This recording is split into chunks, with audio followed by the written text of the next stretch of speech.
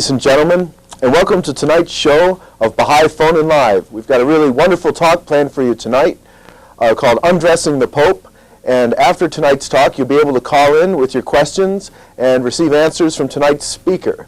This feature that we offer here on Baha'i Phone In Live is actually one of the 12 principles of the Baha'i faith that's enshrined as the foundation of the New Jerusalem prophesied in the book of Revelation to come.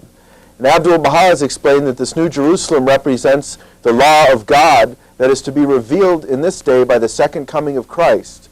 And as Baha'u'llah fulfills prophecies for being the second coming of Christ, Christ meaning the Greek word Christos, meaning anointed one, from the Hebrew word Messiah, and the full title was Messiah ben David. This refers to the genealogy of Baha'u'llah that's a descendant of David.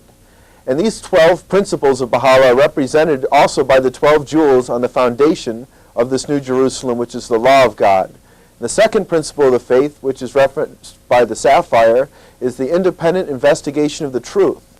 In most churches or organizations or religious outfits, the very idea of asking questions or beginning an independent investigation of the truth, even though you may have never received answers to very deep questions that you may have had, is sometimes considered to be a sign of unbelief or a sign to go against your faith when they teach blind faith.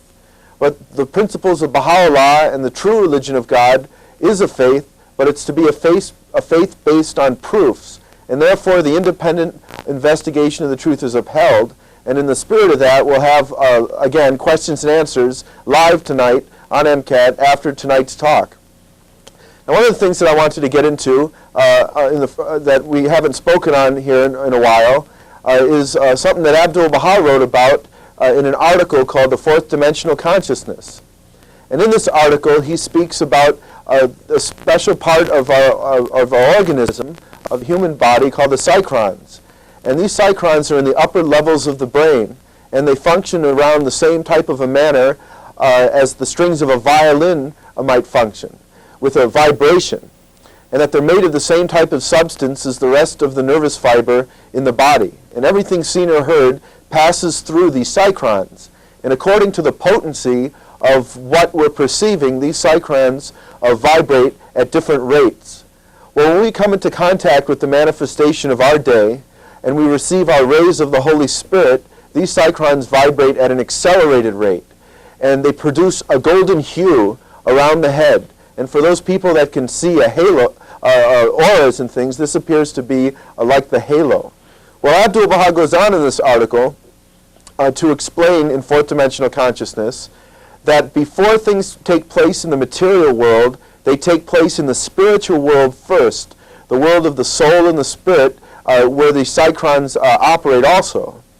And he explains that due to the corruptions and violations of the law of God, and even common law and common decency within our civilization by the a majority of people that are misled by the leadership, we have a spiritual catastrophe which is taking place. And that the times get so intense as we're coming to the end of the road for the establishment of the kingdom, that the stress factor increases also. And that the stress factor might increase so highly that those people whose psychrons are not adjusted may snap at this time that we live in.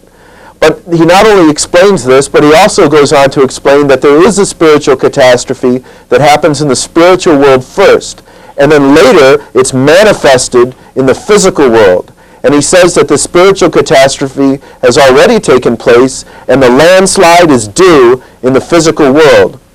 Well, what people don't realize is they usually just look on the surface of why things are going on. For instance, Joseph's brothers was jealous of him in the Bible, so they dipped his coat in some animal blood and sold him into slavery to the Ishmaelites. And he was brought into Egypt. And they had the reasons of their own for doing this, based on jealousy and things of this nature. And he winds up getting put in prison on a sex charge of, they claim that he raped this woman. Well, what happened is he was working for Potiphar, his master that was a just master. And when Potiphar was away, Joseph was good looking, and Potiphar's wife says, hey, I want to have sex with you. And Joseph says, well, I don't want to do that because my master's a just man and I don't want to do him any injustice. And she says, well, you better do it with me, or I'm going to cry rape anyway, and you might as well have done it with me because you're be in the same hot water. And he says, well, I'll take my chances, you know. Well, that's kind of a paraphrase. But anyway, she makes a grab for him, and he goes out the door, and she grabs onto his garment and tears the back part of it as he's escaping. And of course, he's put in prison later on in the Bible. But in the Quran, Muhammad has an entire surah, which is called the Surah of Joseph, which gets into deeper detail about this. And it explains that when the elders of the city and Potiphar returned, they investigated this. And one of them says, a wise one, well, if his garment is torn in the front, then she's telling the truth, he tried to rape her. But if the garment is torn in the back, then he was trying to run away, and he's telling the truth. And sure enough, the garment was torn in the back. Well, these people, like Joseph's brothers that had reasons of their own, they had reasons of their own. They didn't want to upset the community and get Potiphar in trouble and other political things of this nature, so they sent an innocent man to prison. And he stayed in prison for quite a while until he was allowed out by Pharaoh that heard he can interpret dreams. And in the end, he interpreted Pharaoh's dream of 7 fat cows and 7 skinny cows and 7 fat ears of corn and 7 thin ears of corn. And he explained to Pharaoh there'd be 7 years of plenty and then there'd be 7 years of famine. Well, this is considered to be the greatest of all stories in the Quran. And also, Muhammad talks about it this way in the scriptures. And Abdul-Baha also comments on this story of Joseph as the greatest of all stories. Well, sure enough, he explains to him that if they save up enough during the 7 years of plenty, Joseph says to Pharaoh, they'll be able to survive the 7 years of famine. So Pharaoh says, that's great, I put you in charge of everything. And Joseph's able to build the storehouses, and when the famine comes, he's able to save many people.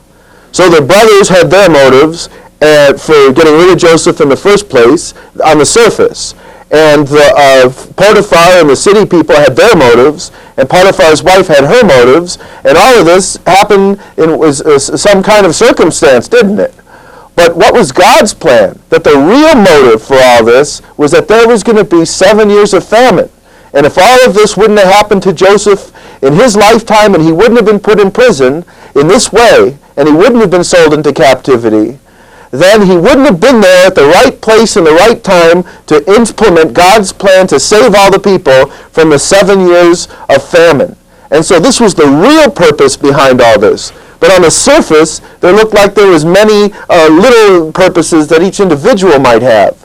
But in truth, there was one great purpose that God had that was like a potent force moving behind world events to reshape the destiny of that ancient empire in Egypt to save the lives of the majority of people. And God has not forsaken humanity. This same type of potent force is active and alive in the world today. And this is what Abdul-Baha is getting at in the Fourth Dimensional Consciousness article. He's saying that there's an active force operating behind the scenes. Well, what could it be? Well, in the Kitab-i-Yad, the book of Baha'u'llah's Covenant, Baha'u'llah reveals that there's a mighty force and a supreme potency hidden and concealed within the world of being. Well, what is this power? In fact, it is his covenant. The covenant of Baha'u'llah is this mighty force and the supreme potency. And it's the force and potency that God has destined today to be channeled through the second coming of Christ, which is Baha'u'llah seated on the throne of David, to unite all the peoples, tribes, and kindreds of the world under one banner, under the shadow of his everlasting covenant, in peace on earth established through justice. What could be more powerful than this? The peoples of the world are so stubborn that two individuals seem to be almost immovable objects, absolute immovable objects. But the force of God is a completely irresistible force, and it's a powerful force, and it's a very real force. And in this covenant that Baha'u'llah made, he names 2 successors, individuals, and then the house of justice. And based just in that Kitab-i-Yad, the last 150 years of history has been laid out like an open book. And I will be able to show this to you in the next few minutes, that this is in fact the truth. That Baha'u'llah wrote to the kings and leaders of the world, and he offered them the most great peace. So back in the late 1800s, all the leaders of the world knew this. President Lincoln knew about this. the Tsar of Russia knew about it, and he contacted Lincoln and told Lincoln that if he ended slavery in America with the black man, that the Tsar would put an end to serfdom and the system that he had in Russia. And so the Tsar was acquainted very well with the Baha'i faith and the forerunner for Baha'u'llah, which his name was the Bab, which means door or gate. He was like the John the Baptist for Baha'u'llah. When they were going to put Baha'u'llah to death in 1852, when he was in the Black Pit, a dungeon in Tehran, the Russian Tsar imposed through the ambassador and told the Shah of Persia, which is in Iran, that if they harmed one hair on Baha'u'llah's sacred head, he'd make war against the entire country.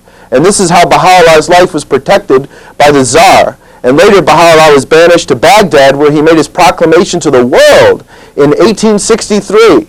And in the late 1860s and 1870s, he was banished from Baghdad to Adrianople and to Constantinople, where he was in Europe, and he was able to write to the Western leaders, including the chiefs and rulers of America.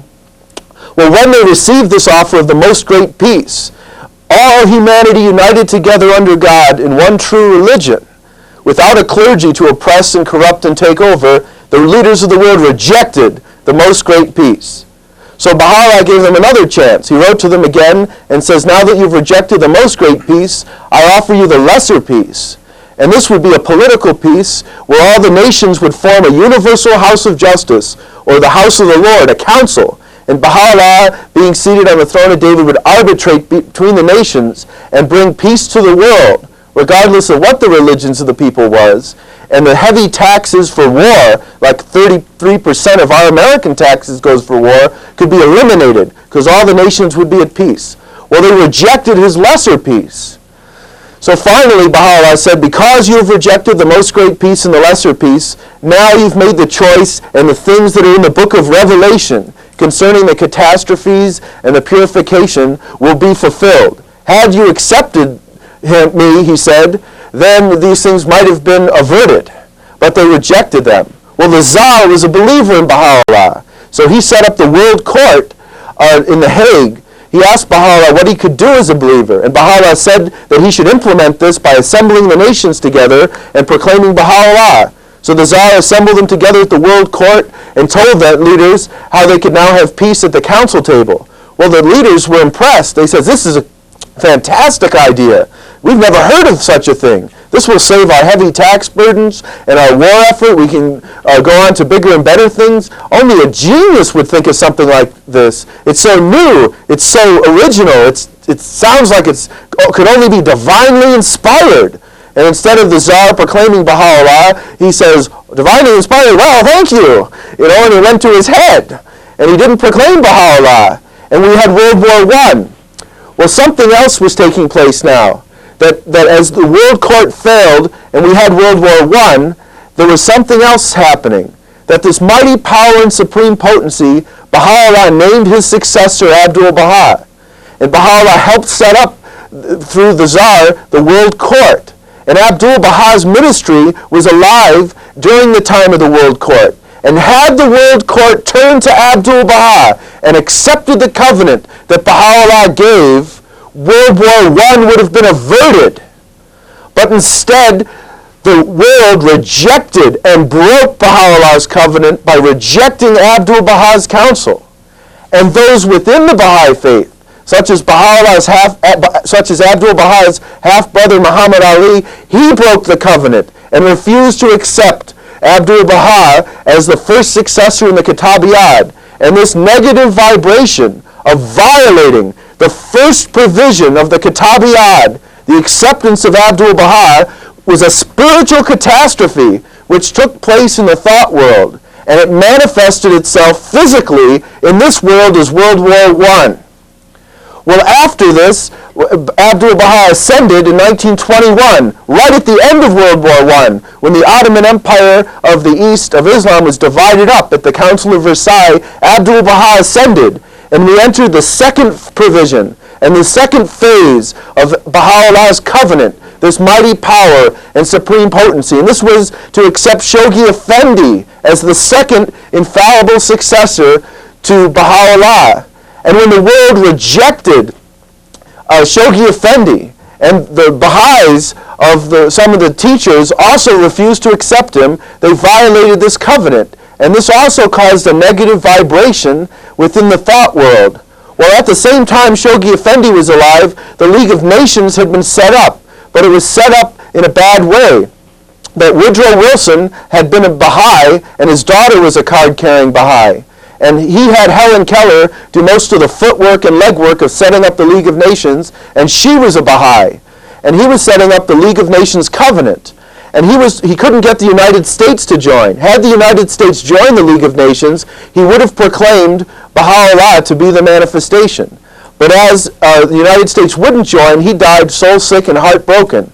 So now we have a defunct League of Nations. And during the time that the League of Nations was in operation, Shoghi Effendi's ministry began with the birth of the League of Nations at the death of Abdul-Baha at the Council of Versailles. It all took place at the same time. And with the world refusing to accept the plan of Baha'u'llah, rejecting and only imitating his plan in the League of Nations, as well as rejecting Shoghi Effendi, this negative vibration in the thought world finally manifested itself in the physical world as World War II. And this happened during Shoghi Effendi's ministry in 1944. And now, friends, we get into today, the third phase of Baha'u'llah's covenant called the Kitabiyat. And the third phase is that a council would be established as the third successor. And it would be an appointed body at first with the Davidic king as its president. And this was the son of Shoghi Effendi. It had both a head and a body. And he called it the First International Baha'i Council.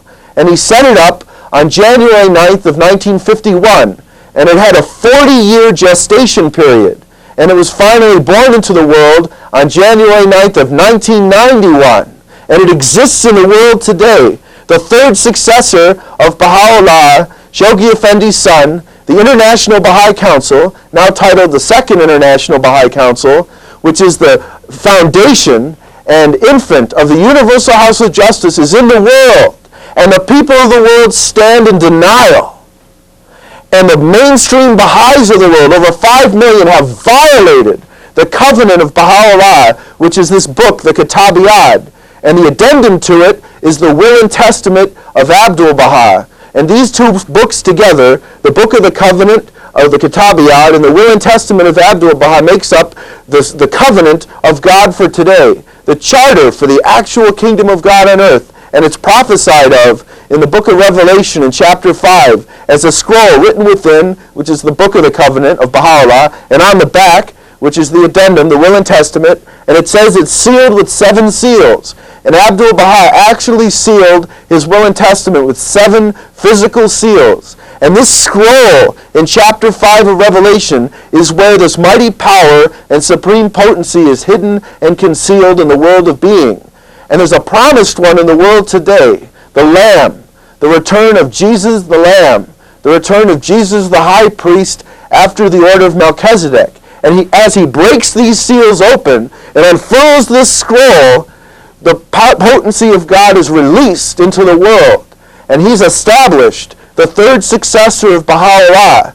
And as they rejected the first successor of Baha'u'llah, Abdul-Baha, and the world court failed and we had World War I, and they rejected the second successor of Baha'u'llah, Shoghi Effendi, and they rejected the League of Nations failed, we had World War II. Now, they're in rejection of the third successor of Baha'u'llah, the Second International Baha'i Council, with the Davidic king as its president. And the UN is failed. FDR was a Baha'i. He heard about the Baha'i faith through Eleanor. There was the intellectual of the family, and they attended Baha'i firesides in Washington, and they set up the UN as an imitation of the plan, and it's nothing but the beast in the book of Revelations. It's become so corrupted and twisted. The bear's feet's Russia, the eagle's wings, United States, the lion's mouth represents England, and the leopard's body's France. And this is the beast depicted in Revelation. And as the UN has failed miserably to unite the peoples of the world, being devoid of the active magnetic power of the attraction of God, because it's not under his covenant. As the UN has failed, and as the world and 5 million Baha'is of the world stand in rejection of the third successor to Baha'u'llah, This violation of the covenant, of the third phase of the Kitab-i-Yad, the third successor of Baha'u'llah, is more grievous, more deadly, more violent, more severe than the first two put together.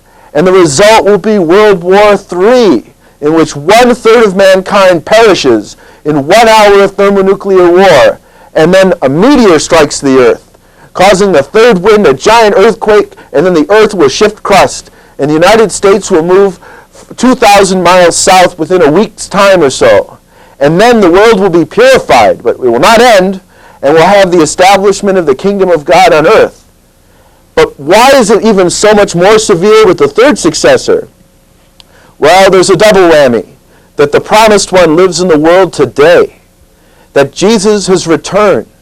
The promises for the return of Jesus the high priest are today fulfilled in the person of Dr. Leland Jensen, the last remaining knight of Baha'u'llah in the world. Out of 5 million Baha'is, Shoghi Effendi only named 150 people to be knights of Baha'u'llah, and they're all dead, or they're spiritually dead and violated the covenant, leaving only one left. And this knight of Baha'u'llah is prophesied in Revelation chapter 19, in which he's a knight on a white horse, and on his robe and on his thigh he wears the name of the king he serves, the King of Kings and the Lord of Lords. And the King of Kings and Lord of Lords is Baha'u'llah, and he's a knight of Baha'u'llah. And it says he wears a robe dipped in blood. And the pure white robe is the revelation of Baha'u'llah that he's establishing. And it's dipped in the blood of 20,000 Baha'i martyrs and 10,000 martyrs of the followers of the Bab, the blood of the martyrs. And do you know that in Revelation 19 it says the return of Jesus, the Word of God, is this knight of Baha'u'llah that rides this white horse, and he wears a robe dipped in blood, and there's only one other figure in the entire Bible that wears a robe dipped in blood, and that's Joseph, that his brothers dipped his coat in blood to fool their father Israel into thinking he was dead. Well, the greatest of all the books of Baha'u'llah's predecessor, the Bab, that he wrote was called The Greatest of Stories, and in Persian the Gayum al-Azma, and it talks about how the true Joseph will appear here in America, in the United States, in the West. And this is this promised establisher. And like Joseph, through circumstances and evil machinations and people who had reasons of their own, he was unjustly and unrighteously placed in the old Montana prison in Deer Lodge on a sex charge like Joseph, which he was innocent of. And him being a doctor of natural medicine, this was easy to pin on him. But if he didn't have this, he couldn't be the promised one. And this prison fulfills the prophecy of the stone with 7 eyes in Zechariah chapter 3, that it says Jesus the high priest will have before him. And of course, this is on his return. So not only does the world stand in violation of the third part of Baha'u'llah's covenant, this second IBC, and this negative spiritual vibration will manifest itself as World War III and the 4 winds of destruction. And not only has the UN failed in its mission to unite the world, but has caused the problems, but a promised one from God lives and breathes in the world today, prophesied of by name, date, address, and mission. And when New York City is destroyed, as that final knell of the bell, or the blow of the trumpet of the 7th angel, in which he will then proclaim to the world that their chance is to accept Baha'u'llah now or go down in the fires of their own creation of the nuclear war, the world will stand in rejection of this promised one.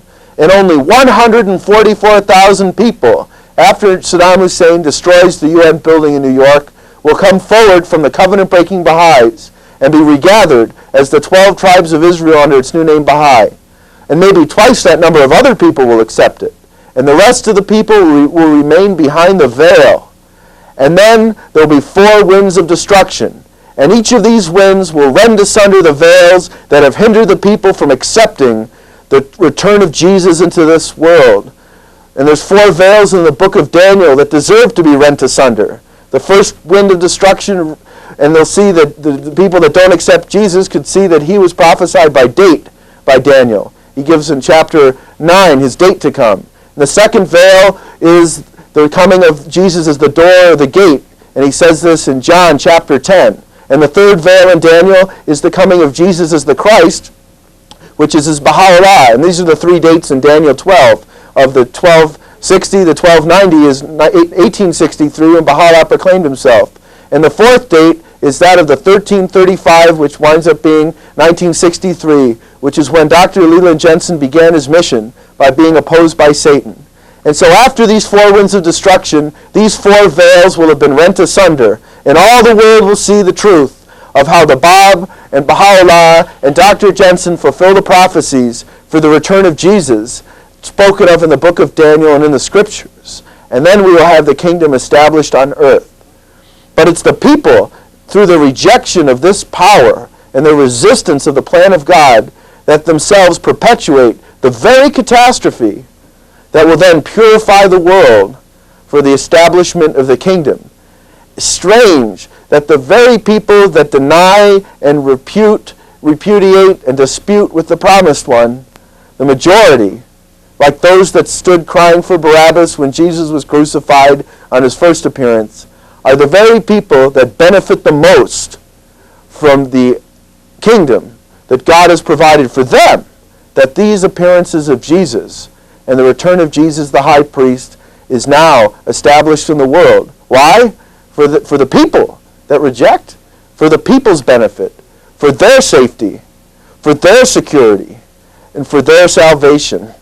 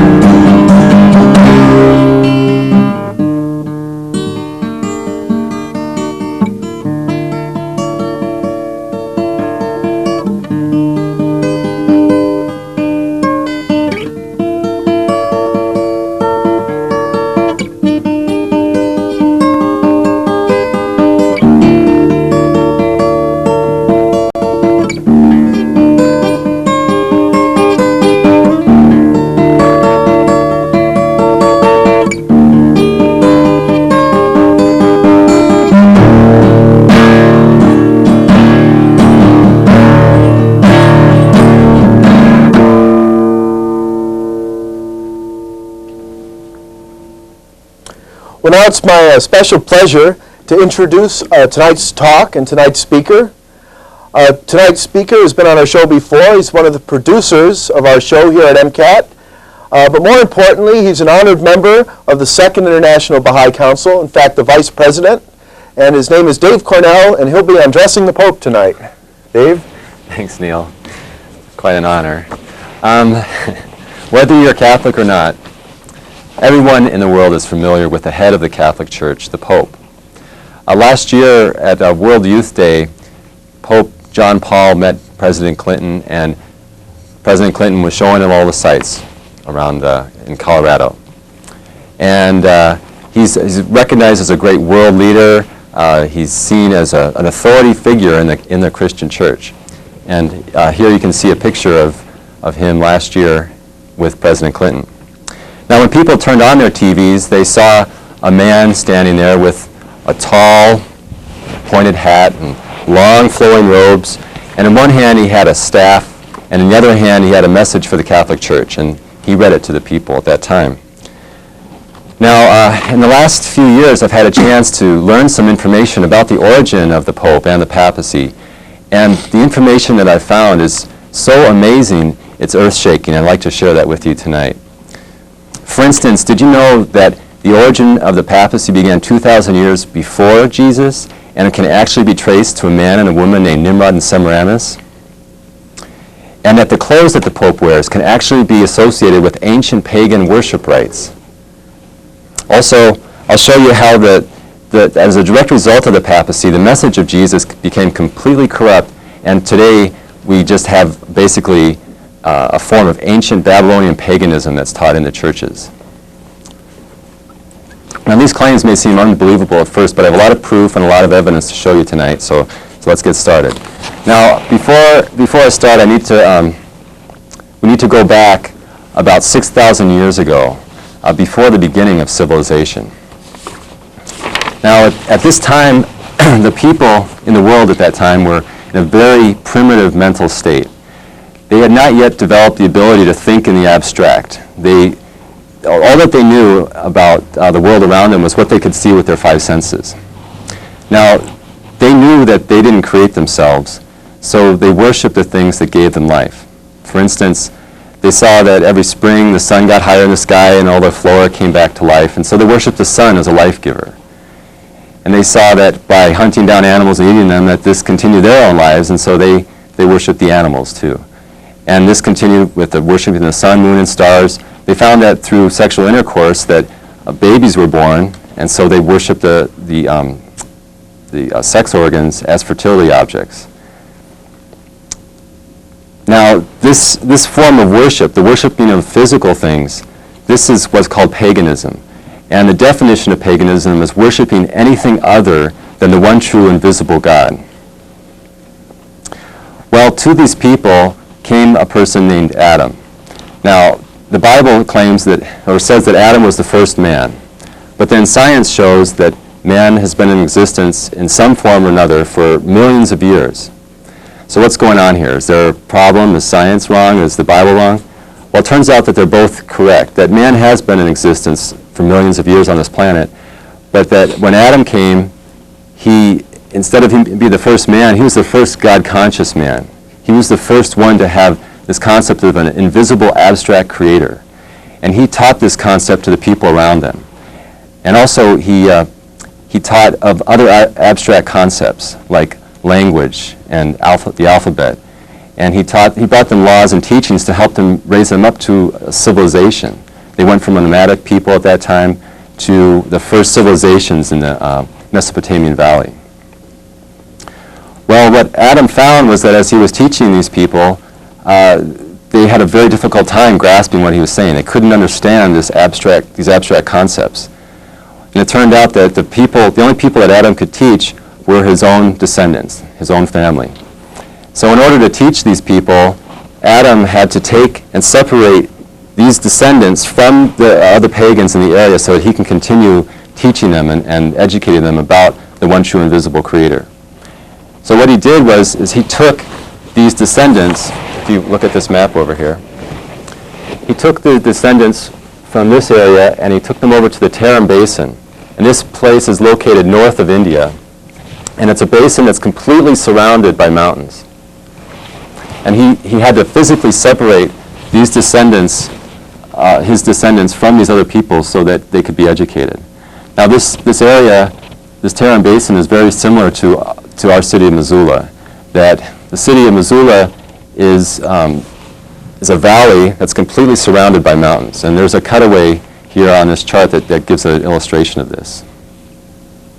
And down here you can see that this is what it would appear like if you were to cut that valley or that Tarim Basin in half. So he brought these people to this area, and during this time, all around the world, at that time it says that in the Bible that it didn't rain, that instead that a mist would descend upon the earth and water the earth. Well, what this was an extra atmosphere that the earth had at that time.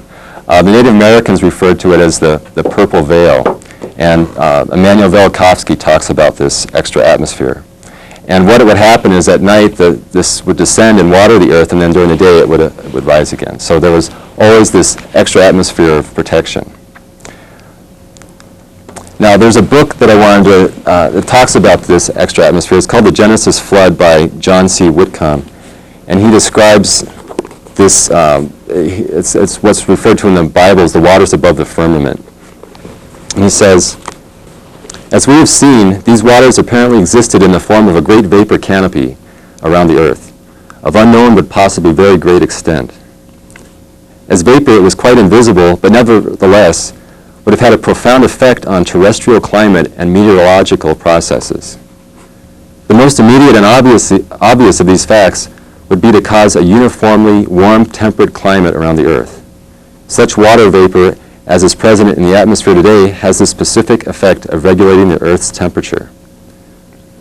The inferred antediluvian vapor envelope would have produced this result in much greater degree, with a larger percentage of the sun's incoming radiant energy being absorbed and retained and uniformly distributed over the Earth than at present, both seasonally and latitudinally." So what he's saying is that this extra vapor actually helped to protect the people, that there are cosmic rays that are constantly bombarding us all the time. And this water vapor that was, this layer of water vapor that was around the Earth actually stopped a lot of the cosmic rays from coming in. And these cosmic rays are what cause us to age. And so this is the reason why that the people were said to have lived 5, 6, 7, 800, 900 years at that time. It was because of this extra layer of water that was in the upper atmosphere. So this is describing why Adam and his descendants were living so long in the Bible. Now, Adam taught his descendants, and his descendants taught their descendants for about 1,500 years. They taught the revelation of Adam to the people in the Tarim Basin area. But then it says in the Bible that the sons of God found that the daughters of men were fair, meaning that they began to intermarry. And what this is describing is that the sons of God were the sons of Adam who were knowledgeable in the one true invisible God, and they began marrying the daughters of men, meaning the people outside the Tarim Basin who had the different pagan practices. They began to intermarry, and as they intermarried, the teachings of Adam became diluted with this paganism, and this was the reason for the flood of Noah that took place. It was this extra atmosphere collapsing on the earth, and the flood occurred. Now, in the Tarim Basin, because it was surrounded by mountains, when this flood occurred, the basin filled up like a teacup. And all the people, all the descendants of Adam were drowned except for those on the Ark of Noah. And this is also can be seen in our city of Missoula as well. At one time, Missoula there was a lake above the city, and you can see the water rings on the sides of the mountains where the lake had once, the shoreline had once existed. So the one thing that's common to all the different religions of the world, all the different tribes of the world, they talk about the great deluge that occurred. And the people outside of the Tarim Basin experienced this flood, but instead of, they weren't surrounded by mountains, so instead of them dying in a water deluge, instead their dwellings were washed away. It's similar to what happened last year with the flood on the Mississippi, that when the flooding occurred, their dwellings were washed away, but the people survived. So these people were able to survive the great deluge, but they found that at that time the animals were increasing faster than man. A lion could have like 3 or 4 kittens, and whereas a man could have one child every 9 months. So the animals were increasing faster than man. They had sharp teeth and claws. They'd hunt down the people and they'd kill them. So in order to protect themselves, the people fled to the trees and the forest to get some aid. Well, at this time, there was a giant among the Adamites, and his name was Nimrod. It said that he stood 8 or 9 feet tall, and that he went and gathered these people up out of the forest and protected them from the animals. And his wife, Semiramis, who was of the family of Masons, they were the wall builders, and her family was able to build walls around these people and build large towers in the center so that they could spy out the animals outside of these cities.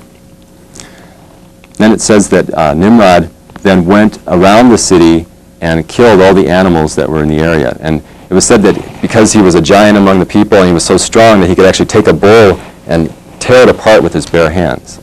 And this is depicted in a cartouche from the book The Two Babylons by Reverend Alexander Hislop. And here we see on the left a picture of Nimrod actually tearing the bull apart with his bare hands.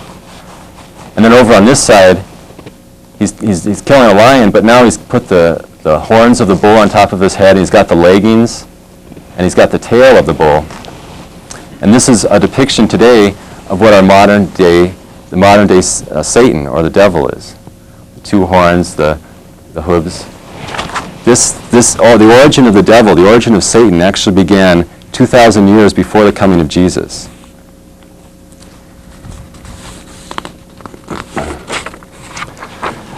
Now, as Nimrod was doing this, while he would set up these cities and gather these people together and protect them, he began to go from place to place doing the same thing.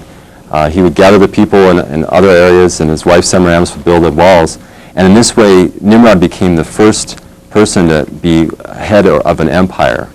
He began to establish an empire in this way. And he was able to train the horses, and he used these in hunting parties to go out and kill these animals. And Nimrod's name comes from the word Nimr, which means leopard, and Rod, which means to subdue. He was the subduer of the leopard, and he used the leopard to actually go out and hunt down these animals and kill them. And it's said that Nimrod's empire stretched from Babylon up through the Middle East and all the way to the Straits of Gibraltar. He had the largest empire that had been seen ever at that time. Now, Nimrod was known as a great benefactor to the people, because not only was he gathering the people together and protecting them in these cities. Whoa. But not only was he protecting the people in these cities, but he was also teaching the message of Adam. He was bringing the teaching of the one true invisible God, and also these other abstract concepts and ideas. And so in the Bible he's referred to as Lucifer, and this means the light bringer. He was bringing the civilizing light of Adam.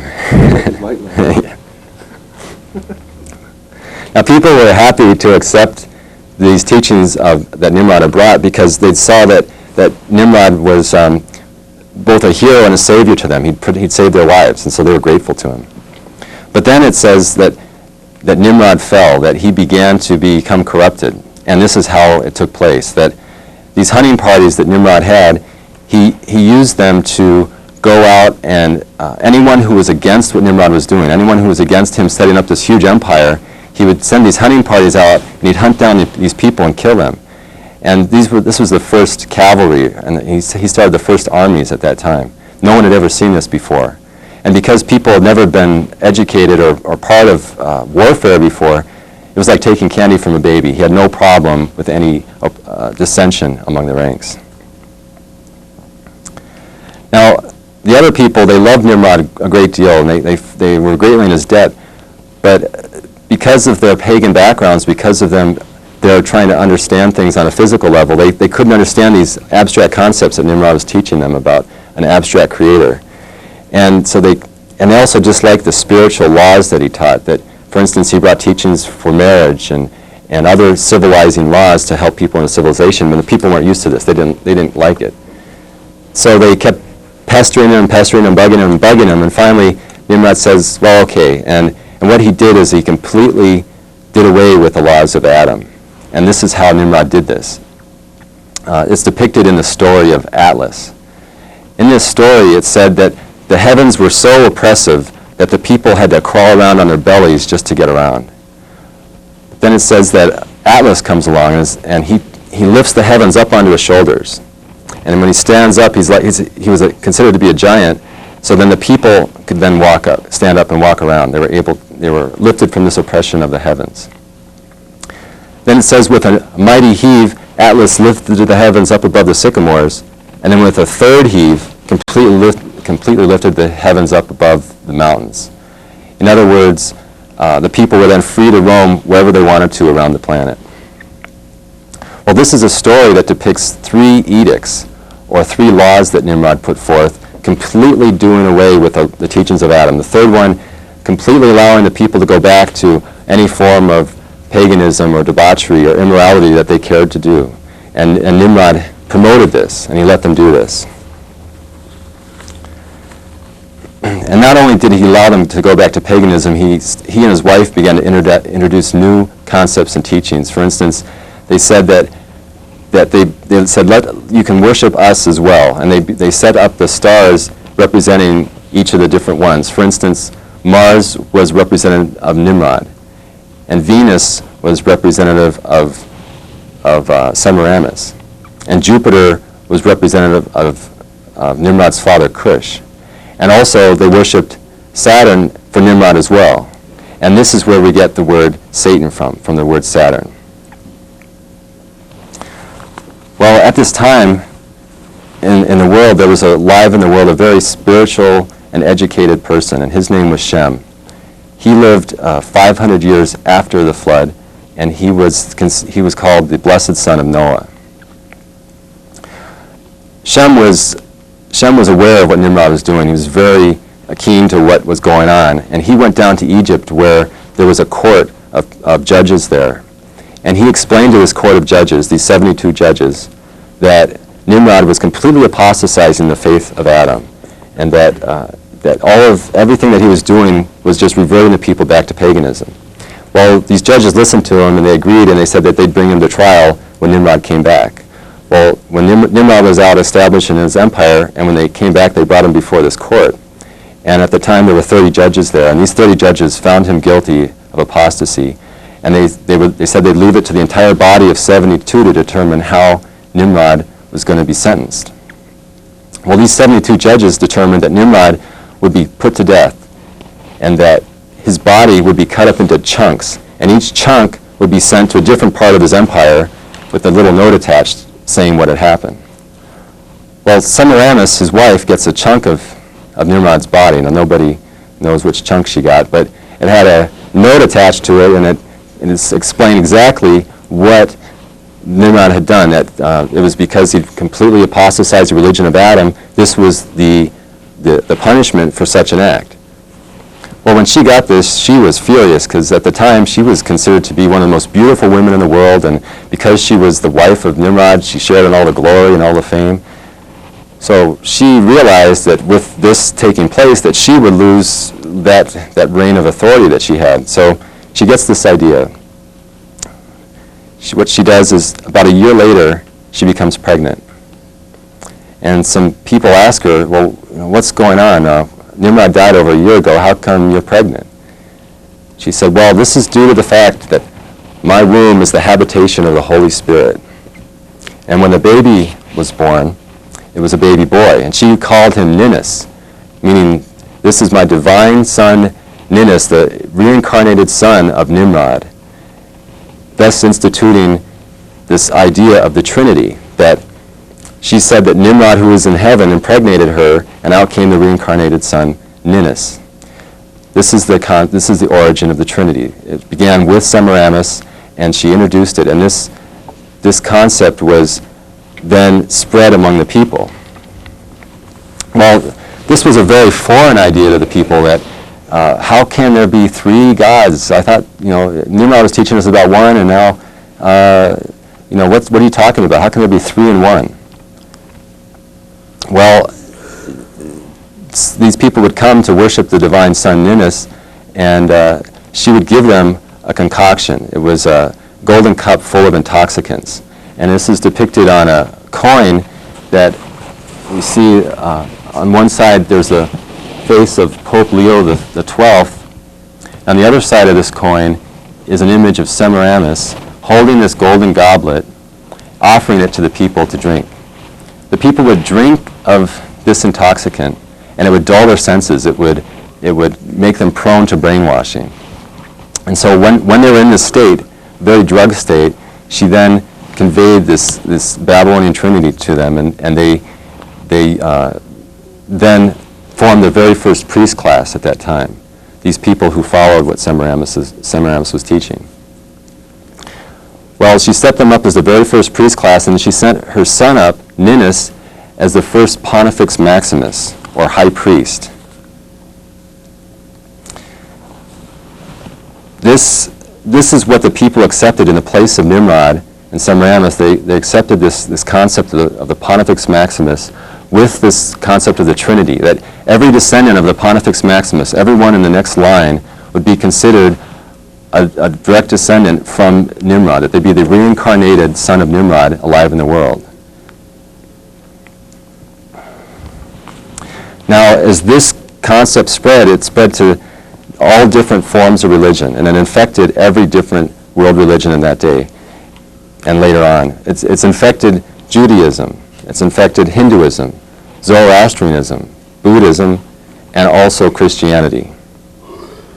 Now, as this Trinity spread to different places, because the people spoke different languages, they had different names for the different individuals of this Trinity. For instance, in Egypt, Osiris took the place of Nimrod, and Isis was Semiramis, and the son Horus. Yeah, the son Horus was Ninus. In Rome, it was Zeus, Athena, and Apollo. Now, as well as portraying these different three figures, they also had images of the Holy Mother and Child in the different religions. On this chart, you can see on the far left there's a picture of, this is from ancient Etruria. You could get a close-up of that. This is a picture from ancient Etruria, or Babylon, of Semiramis and Ninus. And then on the next picture we see a Hindu goddess, Indrani, with the divine child. And then in Cyprus, there's a depiction of a celestial mother and child. And then Egypt, as I spoke about, this is Isis and Horus. And then finally, in Christianity today, we have the Holy Mother Mary and little baby Jesus, the divine mother and child. Now, this all comes from the teachings, original teachings of Semiramis, that when she instituted this Trinity, it spread throughout the entire planet.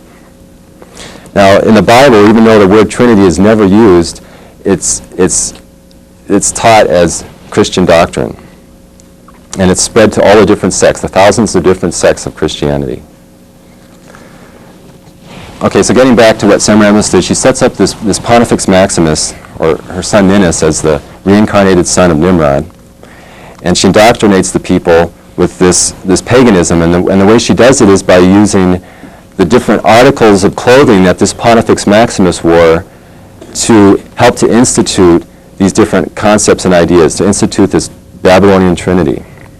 And these concepts that she used for Ninus, it's been passed all the way down to where the Pope today wears these same articles of clothing that Semiramis had set her son up with. And so we'll see how that this has taken place. Okay, one of the most obvious and unique articles of clothing that the Pope wears is the tall pointed hat. And this is called the mitre. And here we can see a picture over here of the Pope with the tall pointed hat. So where does this come from? Why does the Catholic Church teach about have the Pope wear this hat? Well, it turns out that the origin of this mitre comes from a myth that began in ancient Egypt. That when these 72 judges cut up Nimrod's body, it was said that the chunks were thrown into the Nile River. Well, Isis, who was Semiramis, goes down to the river and fishes out one of these chunks, and it turns out that it fishes out a half man, half fish, and this is what's known today as Dagon. And here on the other side of this chart, you can see an image of this Dagon that he's actually wearing the body of the fish on top of his head with the gaping jaws of the fish pointed up. Now, today if you look at the modern view of the Pope, he's not wearing the actual hat or the actual fish on his head. He's gotten rid of the smelly fish, but you can see the same gaping jaws that are represented there with the the trailing represented of the body of that fish. Okay, now another item that the Pope has is, oh, actually, before we move on, this is one of the basic teachings of Christianity, that what is the symbol for Christianity today? As we see, it's the fish. This comes from the fish god Dagon. All right, so then the next item that we're going to look at is what's called a crossier. It's a long, like a pole or staff that the Pope carries. And here on the one side you can see that he's got this staff and it's got a crucifix of Jesus on it. So where does this originate? Why does the Pope carry this staff? Well, if we this staff concept comes from the ancient Egyptians, or we can see it represented in this image of Osiris here. And here he's got a similar looking staff in his hand. Okay, this staff is a representation of the shepherd's crook.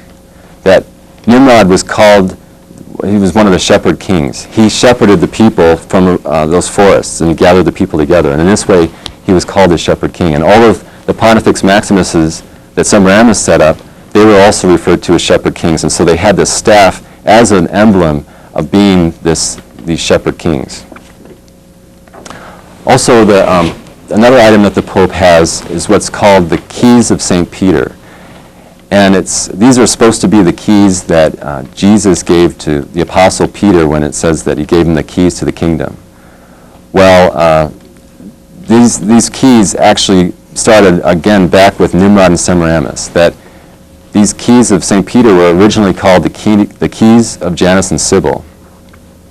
And it was said about these keys that whatever they locked could not be unlocked, and whatever they unlocked could not be locked. This meant that whatever Semiramis and Nimrod instituted, whatever doctrines they put forth, could not be changed, and only they could change it. No one else could change them. And this again, Janus and Sibyl. Janus, these are Roman terms for Nimrod and Semiramis. Janus was Nimrod, Sibyl was Semiramis.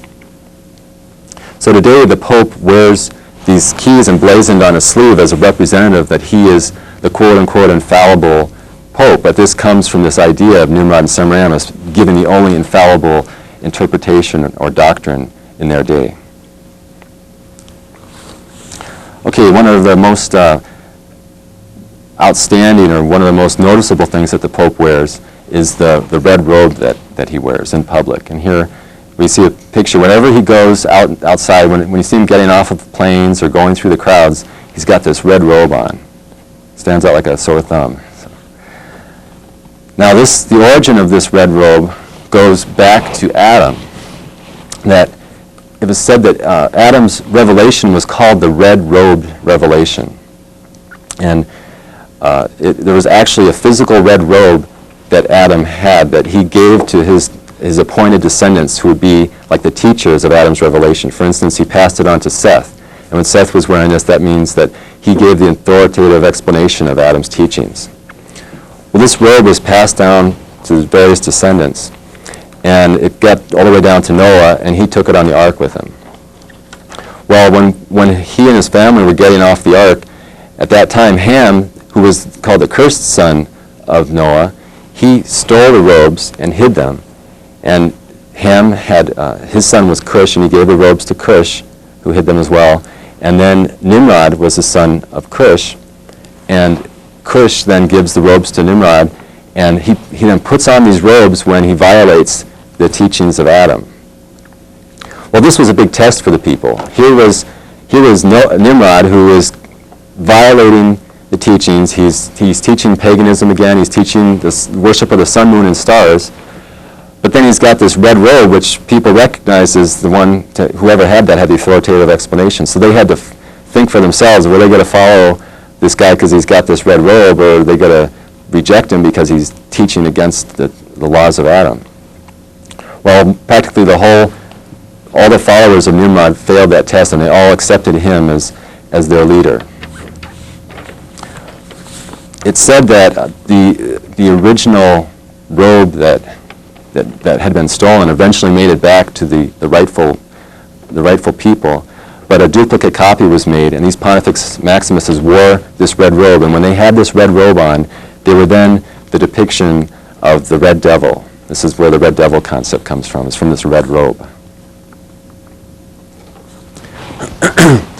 Okay, a couple more items that the Pope wears are called the stole and the alb. The stole, it's a long white scarf that hangs down around their neck and almost all the way to the ground. Well, you can't find a whole lot of explanations on what this stole is. So, but if you look it up in a dictionary, it gives a couple definitions. One definition is it's defined as a long, narrow band worn around the neck by a clergyman. This we know. But then another definition was a long white scarf or similar covering worn by women. So in other words, the stole is the Pope is wearing a woman's scarf. And another item that the Pope wears, underneath their garments, they wear these long undergarments. And here's a picture to give an idea. Even though we can't see their undergarments, you can see they have these long robes on. It's similar to what the alb is. It's a light dressing that they have on. Well, if you look up the definition of this, I found a definition in a book called Ancient Pagan and Modern Christian Symbolism by Thomas Inman. And in this book, he points out that the alb that they wear is a white dress commonly worn by women. So the question is, why the hell is the Pope wearing a woman's scarf and a woman's dress? Well, the answer is found in an old book called Tom Tom. And in this book, it's described that at different times of the year, the people would worship the stars in different ways. For instance, when Mars was in a certain part of the sky, the women would worship it. As I said before, Mars was Nimrod. They'd worship this star by dressing in battle garb, and they'd have a sword and a shield and a helmet, similar to some representations of Athena that displays her in this way. So, and then they'd wear these clothes, and then they'd worship Mars in that way. While at other times of the year, when Venus, who was Semiramis, when Venus was in a different part of the sky, the men would put on women's clothing, and this was their veneration or their worship of Semiramis. This is what they did. So today, the Pope and these other clergymen wear these robes, these women's clothing, in veneration of Semiramis, who gave them life in a sense, brought forth this Babylonian Trinity and introduced the Pontifex Maximus into the world. Another item that the Pope has is called the pallium. And here you can see a picture of the pallium, that it's sort of like in a way it's like a necktie that hangs around the Pope's head.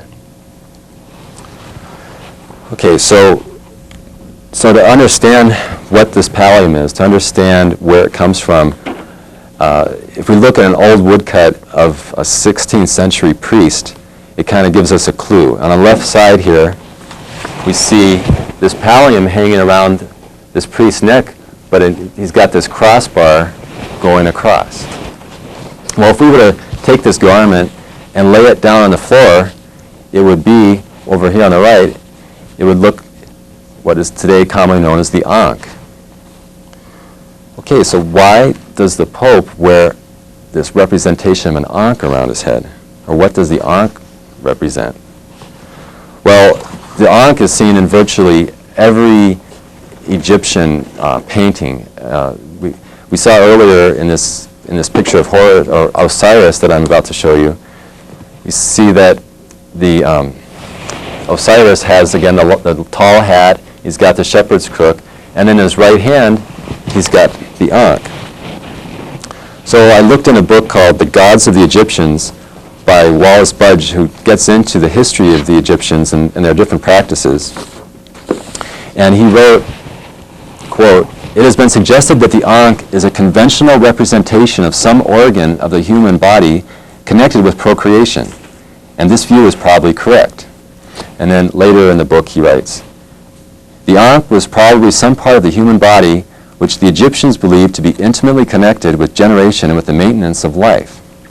So, I mean, we're still not really sure what's he getting at here. What's he talking about? Well, the final answer can be found in this image that we're about to see. This is a picture of an ancient Hindu goddess called Ardhanari Iswara. And on one side of this goddess's body is a male. On half the body it's male. On this half it's represented as female, half man, half woman. Well, down where the reproductive organs would be, we see, if we could get a close-up down here, we can see on one side we see a protrusion which is representative of the male penis, and on this side, this oval representing the vagina, joined together in what's today is called the ankh. So in other words, the ankh is a representation of the sex organs. It's a representation of fertility worship, ancient pagan fertility worship. This is the ankh.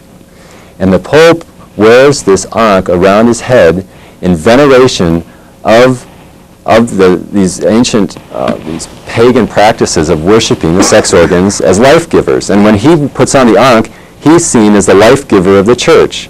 He's seen as the representative to have the true message, and these different clothes, like this ankh that he wears, is just its origin is in Babylonian Trinitarianism. And it goes back even further to ancient pagan worship. All right, the last article I wanted to touch on was something called the chasuble. And the chasuble is a long garment that the Pope puts over his head, and it drapes down in front and behind all the way to the ground. And if you were to lay this garment out on the ground, it would appear as in this picture. It would be, again, we've had this oval shape, and his head goes right in the middle of this oval. So what do you think this is? This, again, is a representation of the vagina, and that when the Pope puts this over his head, he's the male element uniting with the female element. This is the representation of the Pope uniting with the teachings of Semiramis, with this Babylonian Trinity, with all of the different practices, all the different rites, all the different doctrines, all the different teachings. He is united with Semiramis and teaching this pagan Trinitarianism.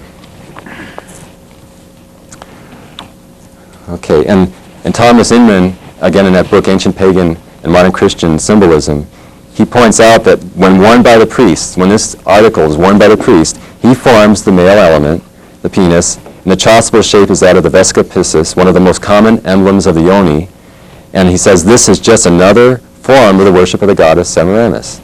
This isn't something that's completely secret. People know about this and they're writing about it, and why is it then that millions of people follow the Pope as this authoritarian figure? This is the question. The other, not only does the Pope have this, not only do these clothes represent pagan worship, but also the buildings themselves. The church itself is a representation of ancient pagan worship. For instance, the steeple is a representation of the phallus, the male penis. And that when you walk through the doors in the church, first you go through one set of doors, and then a second set of doors, and then it opens up into this large room where the worshipers are. Well, this is a representation of the womb of Semiramis, that when you walk through the first door, you're walking through the labia minora, and you walk through the second set of doors, this is the labia majora, and then into the womb of Semiramis. This is representation of the reproductive organs of Semiramis and of Nimrod, with the steeple being the phallus. So what I'm getting at here is that these different practices, these different things that have occurred with the clothing and the church and all this pagan worship has nothing to do with Christianity. That when Jesus came, he didn't wear a long pointed hat and fancy robes, and he didn't walk around with a shepherd's crook. This is Babylonian paganism. It began 2,000 years before the coming of Jesus. That he he never said the word Trinity. You can't find the word Trinity anywhere in the Bible. That this has been something that has entered into Christianity through Babylonian Trinitarianism. These different concepts of the Nimrod being the father, Semiramis being the mother, and the Holy Son Ninus being the reincarnated son have all been transposed into Christianity, where you have God the Father, then you have Jesus, who's the physical, literal Son of God that they teach, and that Mary is the Holy Mother that bore this miraculous child. The origins of this go back to Nimrod and Semiramis. The problem is that the Christians today don't understand the most fundamental teaching of Christianity that Neil touched on earlier tonight, and that is the meaning of the word Christ. That Christ is a Greek word that comes from the Hebrew word Messiah, and the full title was Messiah ben David, meaning anointed son of King David. And that Jesus was a literal physical descendant of King David, and he even cites this in the New Testament. Jesus points out, Paul points out in Romans chapter 1, verses 3 and 4. Paul says, concerning his Son, Jesus Christ our Lord, which was made of the sperm of David according to the flesh, and declared to be the Son of God with power according to the Spirit of holiness. Now, instead of it saying sperm in your Bible, it says seed. And if you were to look up the word seed in a Greek dictionary, or actually in the Strong's Concordance, if you look up the word that was used for seed, the actual word was sperma. And so Jesus is made of the sperm of David. He is a male line descendant from King David, from the prophet Nathan. And this is pointed out also in the very first verses of the New Testament, in Matthew chapter 1. It goes through, you can read this on your own, but it goes through the entire genealogy of Jesus that points out from the very start that this is the book of the generation of Jesus Christ, the son of David, the son of Abraham. And then it goes through the whole list, and it points out that Jesus' father, Joseph, was a descendant of King David. He's in the line of these descendants. And then it says, Jacob begat Joseph, the husband of Mary, of whom was born Jesus, who is called Christ. Jesus could not be a Christ if he wasn't a male line descendant from King David. He had to go through the male line. But what's taught today is that Jesus is a descendant of God. They say he's a physical descendant of God. If this is true, then he could not fulfill the title of Christ. Jesus couldn't be the Christ if he was a physical descendant of God. That's impossible. This is the Babylonian Trinitarian lie that's been put over on the people and been put over on Christianity as a result of Semiramis and what Nimrod did. Practically everything about the teachings of Jesus that's taught today in the church has been corrupted. There's hardly a grain of truth to what they teach. For instance, the idea of the resurrection, okay? This is a real important thing. That what they teach is that because Jesus was crucified on Friday and he resurrected Sunday morning, they say this fulfilled the prophecy that Jesus spoke of. They say, yeah, this is 3 days. Jesus was dead for 3 days, and then he rose on the third day, Sunday morning. This is what they teach. But if people would just look at the prophecy and they'd think about it, they'd realize that this has nothing to do with a physical resurrection that they're speaking of. In Matthew 12, Jesus tells the people, gives the prophecy for this resurrection. He says, then some of the scribes and Pharisees said to him, Teacher, we wish to see a sign from you. They want to see some proof that Jesus is really the Christ. They want something that they can hold on to. But they were also testing him in the same way. They were trying to trip him up, you see. Well, so Jesus says, but he answered them, an evil and adulterous generation seeks for a sign. In other words, he's talking to these priests and Pharisees who are teaching this Babylonian paganism. He says, an evil and adulterous generation seeks for a sign, but no sign shall be given to it except the sign of the prophet Jonah. For as Jonah was 3 days and 3 nights in the belly of the whale, so will the Son of Man be 3 days and 3 nights in the heart of the earth. Well, if if it was 3 days and 3 nights, well, how many hours are there in 3 days and 3 nights? That's 72 hours, 3 days and 3 nights.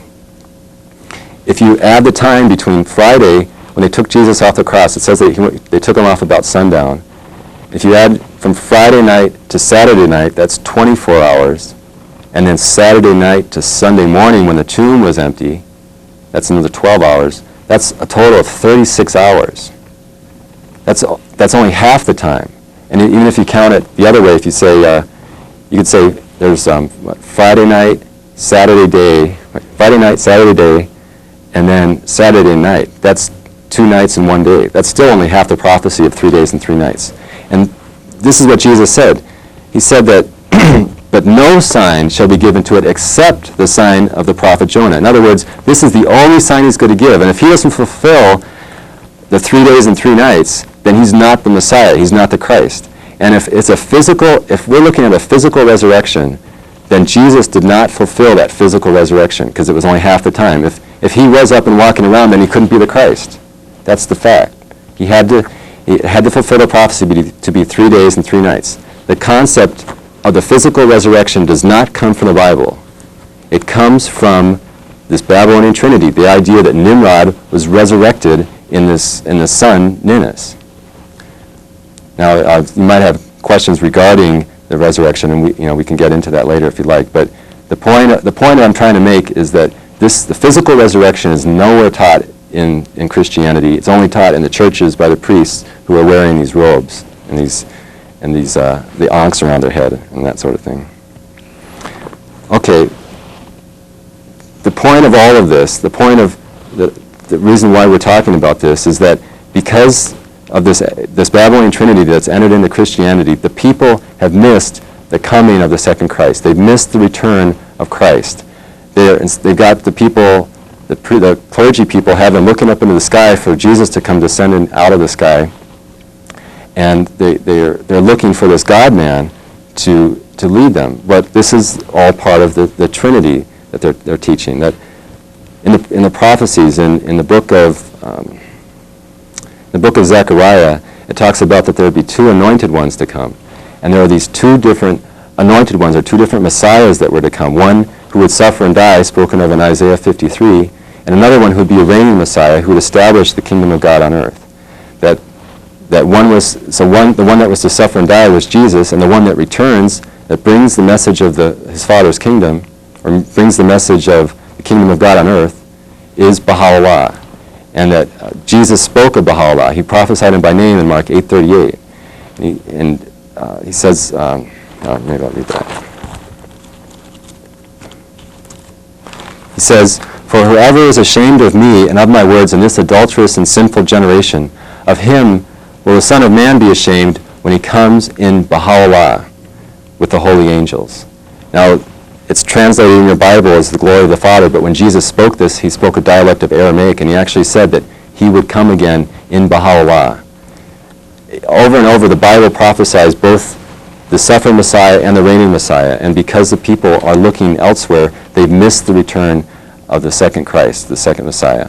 But this is the message that we're giving to you, and also this message of this great corruption that's taken place due to what the Pope has done and what Semiramis and Nimrod have done by establishing this corruption in the world. Thanks. Neil? Thanks for that talk, Dave. And now we're opening our lines up right now for phone calls. You can call in, and we'll get back to these points that Dave's brought up. Now you can see a replay of this program Monday at noon here at MCAT. And the guest for our next show will be announced next Friday, which will be at 7 p.m., and that'll be a surprise show. And Sunday, we have worship services at 620 South 3rd West at 10 a.m. Now, the numbers should be on the screen right now, so you can call in. And that'll be at 10 a.m. And during these services, there's music, readings from the Baha'i writings, and a short introductory talk on the Baha'i faith. And this Sunday's talk will be on the infernal gods of Hannibal, and the speaker will be Victor Woods. Again, that's Sunday at 10 a.m. at 620 South 3rd West, and everybody is welcome. Well, now that we have a little time in this Did you want to flesh out some more of your points there about the resurrection? Sure. So there's this question in people's minds, well, what really happened then? If Jesus didn't physically resurrect, then what's this 3 days and 3 nights mean? Well, one of the things that when Jesus came, he said that everything that he spoke was in parables. And there was nothing that he did not speak to the people that was not a parable. But he said that privily to his own disciples, he explained everything. He explained all the meanings of the parables. Well, to understand the meaning of the resurrection parable, we need to understand what was happening during the time that Jesus was teaching, those 3.5 years. During this period of time, Jesus was going around, and the people were completely indoctrinated into this idea that the reigning Messiah was going to come first. They had this understanding that the clergy knew that there were prophecies for both a suffering Messiah and a reigning Messiah, and they knew that the suffering Messiah was going to come first. But because the people were under a great oppression at that time, the Romans were the ones that were over the Jews at that time. They knew that the Messiah was coming soon, and so they wanted to be free from this oppression. Well, so this clergy class, they had this choice. So they get to teach that there's going to be the suffering Messiah coming first. I mean, can you imagine? Here you're filling the church with all these expectant people, and you say, well, we got some good news and some bad news. The good news is the Messiah is coming. The bad news, he's going to be the suffering one, and we're going to continue under this oppression for a while. So pretty soon, people were just like, they'd stream out of that church, and they'd go find somebody else who's got something, good news, So instead of teaching the coming of a suffering Messiah first, they taught of a reigning Messiah, that there's going to be this king that was going to come. He's going to bring peace on earth and freedom from this Roman oppression. Well, Jesus came to these people, and he knew that he was going to suffer and die. And so he was spending practically his whole life, trying to educate his apostles and his disciples and anyone else who would hear him that he was going to be this suffering one. But over and over, they weren't able to understand him. They didn't listen to what he had to say. At one point, they went to put Jesus on a throne and crown him, and when Jesus got wind of this, he fled to the mountains. He wasn't going to let him do this.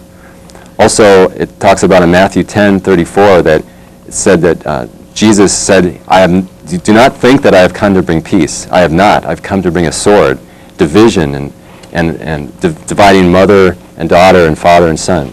This was his mission, was to separate in this way. So he's going over and over teaching that he's not the reigning Messiah. That's what he's pointing out to these people, but they were never able to comprehend this. So it gets to the point where they're at the Last Supper, and Jesus, I guess it's the night of the Last Supper, and Jesus says, tonight they're going to come and take me away, and they're going to crucify me. Well, Peter says, oh no, Lord, this should never happen to you. And what does Jesus say at that point? He says, get behind me, Satan. Now, was Peter Satan? No, he wasn't Satan. He wasn't seated on this throne. He didn't have the robes and that sort of thing. It was this idea that he had, that Jesus was the reigning Messiah. And Jesus is saying, you've been with me all this time, and you still don't understand who I am? So this was happening on this night. Well, also Jesus tells Peter, he says that before the cock crows tonight, you'll deny me 3 times. Well, at that night, Thursday night, after the Last Supper, Jesus is up in the Garden of Gethsemane, and he's with the disciples and apostles, and the Roman soldiers come, and they come to take Jesus away. Well, right at that moment, one of the apostles pulls out a sword and cuts off the ear of the high priest's slave. And at that moment, all of them say, okay, this is it. We're going to establish our reigning Messiah Jesus on his throne, and let's fight for him, man. Well, at that point, what does Jesus say? He says, no, put your swords away. He says, this is not the time for fighting. He says, don't you think that if I was this reigning Messiah, that I'd have a legion of angels to help establish this? But he said, if this happens, if there was this legion of angels to establish me as the king, he says, then how would the prophecies be fulfilled? In other words, how could he be the suffering Messiah if he was going to be seated on the throne of David? It's impossible. He had to suffer and die. Well, that night, when this happened, all of the disciples and apostles fled away. They thought, oh, this isn't the one we were waiting for. This maybe he's a false prophet, a false teacher. They all fled. And even Peter denied Jesus 3 times, just as Jesus said he would. Well, this happened Thursday night. And what does Jesus say about this body of believers? In Ephesians, it said that Jesus is, or that Christ is the head of the body, which is the church. In other words, the word for church was ecclesiasia, or body of believers, and that Jesus was head over this body of believers. And at that time, it was the apostles and disciples who believed in him. Well, Thursday night, they all fled away, and the body was no longer in existence. The body of believers was dead Thursday night. And then if you add 3 days and 3 nights from Thursday night, you get let's see, Thursday, Friday, Saturday, Sunday night, 3 days and 3 nights later, the disciples and apostles get together and they're discussing, well, what happened? What took place? We thought, it says that we thought he was the one to redeem Israel, and even so, today's the 3rd day. Wait, what did Jesus say about 3 days and 3 nights? And what was he saying? Didn't he say that he wasn't the one to redeem Israel? And what they started doing is they were discussing this amongst themselves, and they were looking at the prophecies, and they saw that in their mind's eye, they saw how Jesus suffered and died, that he had the nail holes in his hands and his feet. And they saw how this fulfilled prophecy in the book of Isaiah and in the Psalms, that he was the suffering Messiah. And it's right then, 3 days and 3 nights later, the light bulb goes on, and they realize, my gosh, he was the suffering Messiah. He wasn't the reigning Messiah. He was telling us this whole time. At that moment, 3 days and 3 nights later, the body of believers resurrected. And this was the true resurrection that took place. That if this hadn't occurred in this way, then Christianity never would have continued after the death of Jesus. That when Jesus had died on the cross, if that body of believers hadn't resurrected, there wouldn't be no Christianity today. So this is the resurrection. This is the miracle of the resurrection. And it was from their efforts that this message of Jesus was spread then throughout the world. Okay, we have a caller on line 1. Hello, you're on the air. Yeah, hi. I'm wondering 2 things. First, does the Pope know that all the clothes he's wearing are these symbols of Babylonian paganism? And secondly, why does the Pope call himself the Vicar of Christ? Okay, thanks for calling. I'm not sure about the vicar one, but obviously the Pope, they're aware of all this knowledge. In the Vatican, there's rooms and rooms full of ancient Bibles and ancient scriptures and ancient teachings, and obviously it has these teachings of Semiramis and Nimrod that they taught this Babylonian paganism. They are aware of it, but they don't teach it. It's called the mystery today, the mystery religion. If you ask somebody about the hat or about the robes, they say, "Well, it's this great mystery, but isn't it a wonderful mystery?" But they never tell you what exactly it means. Yes, certainly. The Pope is just as knowledgeable that he's wearing women's undergarments and a women's scarf as much as J. Edgar Hoover was. And the Vicar of Christ, or the Vicar of Christ, this means the representative, that the Pope claims to stand in the place of Christ before his return, that he appeared once, and then they claim to be the representatives. And they try to trace a lineage of spiritual succession, not a physical lineage, from Jesus Christ to Peter to themselves. And they claim that Peter went to Rome and that they sit on the chair of Peter. And they're the vicar, meaning the representative of Christ. And then when Christ returns, they're supposed to accept Christ and step down. Well, actually, we read in one of the epistles to Peter that when he went to the church in Babylon, which is in Iraq, he says, "Greetings from there," with his son Mark. And that he had a spiritual succession the way Paul did. Paul's spiritual succession was through Luke and Timothy and others. And Peter had it through Mark that went into Egypt.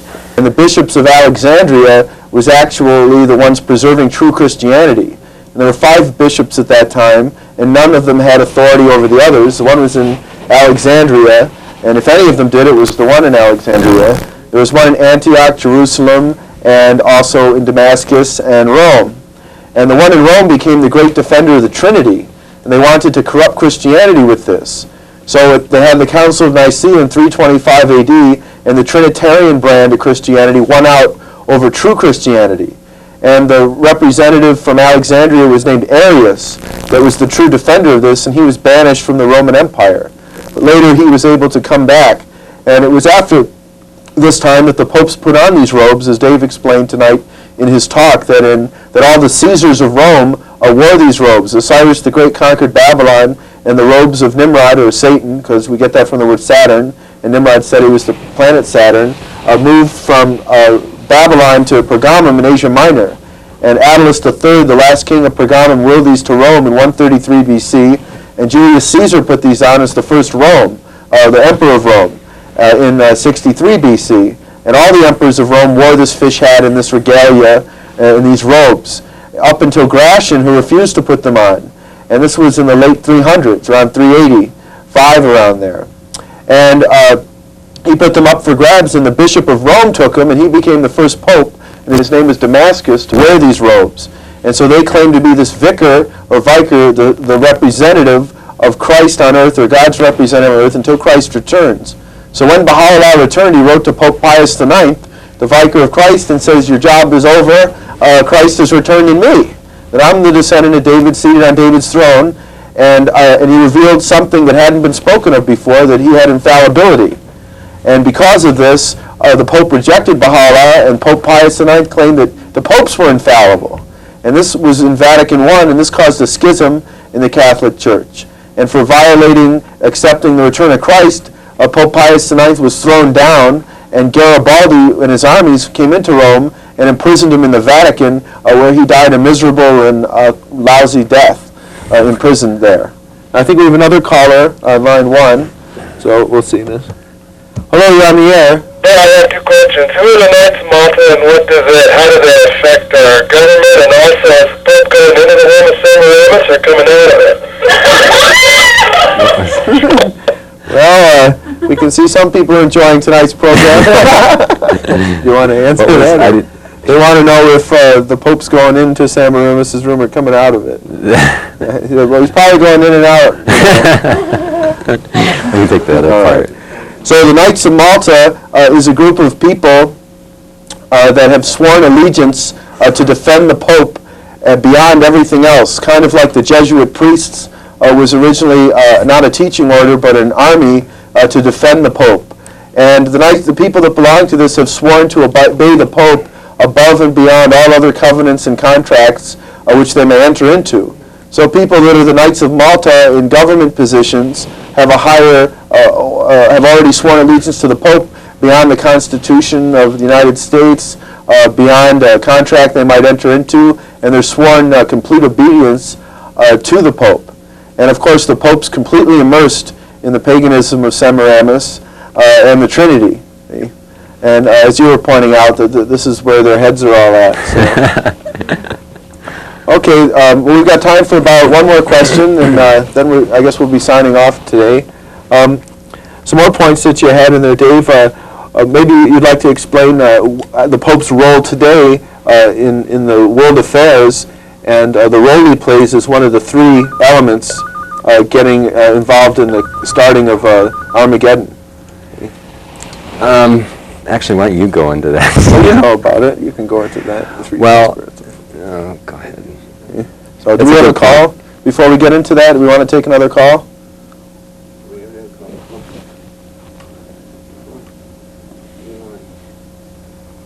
Okay, well, we do have a call. There we go, line 1. Hello, you're on the air. Nope. Okay, we can try it again. Hello? Hello. Yes, I was curious as to whether or not, I'm a guy that I've never liked to wear neckties for some reason, and I was just wondering if maybe our modern culture dress maybe stems from that, by any chance. Thanks for calling in. Yeah, that's something that I wondered about too. Obviously, when you see that pallium around his neck, it sure looks an awful lot like, what Neil and I are wearing tonight, so. No, this ties that we wear. It's not a pallium or anything. or an ankh. It doesn't have a cross piece, and when you lay it on the floor, it's just one long line. It doesn't look like the ankh. It doesn't have anything to do with that at all. The tie comes from France, and it was started by Napoleon. Which camera is on anyway? There we go. You got to raise your hands. So the tie comes from France, and it was started by Napoleon. And in his court, he wanted them to know that he was in charge, and he was the big cheese and the dictator. See? So he made them all wear nooses around their necks. So they knew if they were to cross Napoleon, they were instantly just going to be hung right on the spot. So they walked around the court with the 13 loops and the big rope around their necks. And this was so that Napoleon could get the message across to them that they were to be civilized and obedient to him. So the French, didn't like that coarse rope rubbing on their necks, so they made the noose out of silk. And then that's evolved into the modern tie, but the tie's become a symbol of civilization from that point. Not that we're obedient to somebody like Napoleon, but that we show obedience to God, and it's the appropriate form of dress in the West. And because of the Western influences, it's spread around the world. We see Chinese and Japanese dignitaries and those in Russia wearing this, whereas their traditional robes with silk robes of the Khan and the dashikis in Africa and other types of dress, that these ones that now wear the tie. Now, after the catastrophe, if the style of clothing changes dramatically in the kingdom, maybe the tie will be phased out, or maybe not, see? But as we're not living in a different society, like in the East they wear turbans, we dress appropriately for the occasion, see? And of course, if it was a formal dinner, they go black tie, or something like this. Okay, I think that's about all the time we have for today, unless another caller sneaks in. And you know why they don't have beards in the West? That Alexander the Great couldn't grow a beard, so he made everybody shave because he was angry. And so that's why they're also clean-shaven. So between Alexander the Great and Napoleon, you have clean-shaven people in the West that wear ties. So that ought to tie up tonight's show. And we'll see you next week with another talk that we'll have prepared for you. And we'll also keep you abreast of what's happening on the world front and other things along that nature. Thank you for tuning in tonight, and we'll see you next week.